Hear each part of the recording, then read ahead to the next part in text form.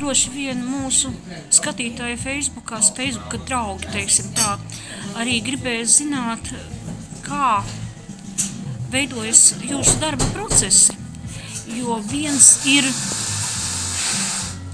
apzināties, ka kārtību ieviest vajag, un kārtību ieviest vajag vairākās jomās, ja, kas šobrīd tas pats jaungada salūts. Ja. Un visāda veida tikšanās, kuras mēdz būt agresīvas svešvalodā, vai ne? Es tā zolīdi izsakos. Ja. Un nevienā vienas atvainojos. Un nevienā vien, ja. Svešvalodā. Kādam par to jārūpējas, un, protams, labāk, ja par to rūpējas cilvēki, kas ir sagatavoti. Es domāju, jūs par to esat domājuši, ja?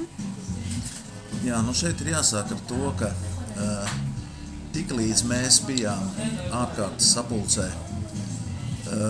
kurai bija pilns pamats, ja, vienu no jautājumiem pacēluši un nobalsojuši par to, ka mēs, kā tas bija pirmās Latvijas laikā, zvēram uzticību ne tikai, kā jūs teicat, organizācijai un tautai, bet arī Latvijas valsts prezidentam. Tā mēs arī par to tikām informējuši prezidenta kancelei, ja? Uzrakstījām sirsnīgu vēstuli, gan oficiālu. Mums arī šī sakarā ir konsultanti, kas ir bijuši tieši analītiskajā daļā, ja savā laikā NBS. Konkrēti viena persona, kurš ir NBS majors bijušais, ja? Pie tam īpašas uzdevumu, teiksim, grupas. Jā, mēs saņēmām atbildi par to, ka Nacionālās drošības padomes padomniece, prezidenta padomniece uzteica mūsu darbu, līdzšinējo darbu jau sabiedriskā kārtības pieskatīšanas jomā. Ja? Un katrā ziņā šie vārdi ir ļoti būtisks tāds tā kā būsts, moderni sakot, ja? mūsu kustībai uz priekšu.